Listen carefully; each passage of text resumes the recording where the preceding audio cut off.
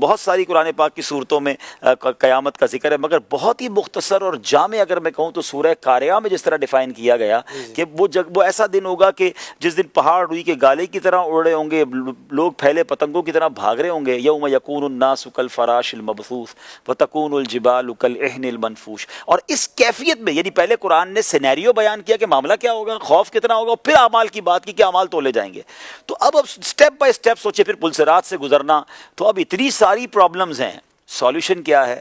سبحان اللہ، بریلی کے تاجدار ہمیں سمجھاتے ہیں اعلیٰ حضرت کہ ٹھیک ہے پیاس لگے گی مگر ٹھنڈا ٹھنڈا میٹھا میٹھا پیتے ہم ہیں پلاتے یہ ہیں. ٹھیک ہے نامۂ اعمال تولے جائیں گے مگر اپنے کرم سے ہم حلقوں کا پلہ بھاری بناتے یہ ہیں. ٹھیک ہے پل صراط سے گزرنا ہے مگر سلم سلم کی ڈھارس سے پل سے پار چلاتے ہی ہیں. ماں باپ چھوڑ دیں گے تو ماں جب اکلوتے کو چھوڑے آ کہہ کے بلاتے. یعنی سمجھ یہ آتا ہے کہ ہر پرابلم کا سولوشن جو ہے سرکار دو عالم علیہ السلام کی ذات میں ہے. اب جو ان کے قریب ہو گیا پیاس لگے گی آقا کے ساتھ ہوگا، وہ جام کوثر پلا دیں گے. پل صراط سے گزرنا ہوگا وہ گزروا دیں گے. اعمال نامے ہلکے ہو گئے تو اپنے کرم سے بھاری کر دیں گے. تو یہ قریب ہونا actually the need of that time.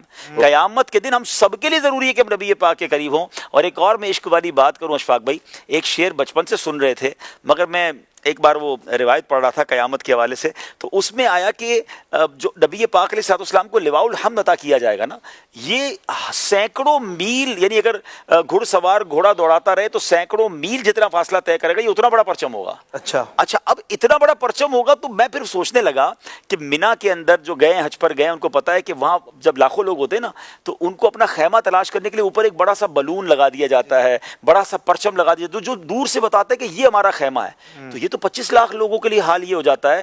وہاں تو اربوں 8 ارب لوگ تو ابھی ہیں، دنیا میں اربوں خربوں لوگ آئیں گے، سارے وہاں ہوں گے. تو what is the way to find رسول پاک علیہ السلام؟ ہم پتہ نہیں کس کونے میں ہوں گے، تو کہاں سے ڈھونڈیں گے؟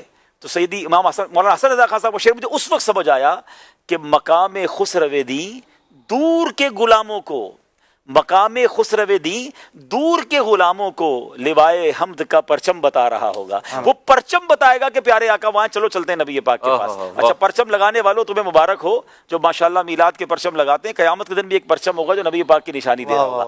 اب پیارے آقا کے قریب ہونا کتنا ضروری ہے پہلے یہ سمجھ لیں. اور اب آتے ہیں کہ سبحان اللہ خود نبی پاک علیہ السلام فارمولہ دے رہے ہیں، کیونکہ یہ بات طے ہے کہ جب ہزاروں کا مجمع ایک بندے سے ملنا چاہے تو کوائٹ امپاسبل ہو جاتا ہے. تو جب اربوں لوگ ہوں تو کون قریب ہوگا؟ تو قریب وہی کرے گا جس کو قریب کرنے والے قریب کریں گے. تو انہوں نے گیٹ پاس دے دیا ہے کہ حدیث پاک کا مضمون ہے کہ جس نے دنیا میں مجھ پر سب سے زیادہ درود پاک پڑھے ہوں گے وہ مجھے قیامت کی سب سے زیادہ میرے نزدیک وہ ہوگا.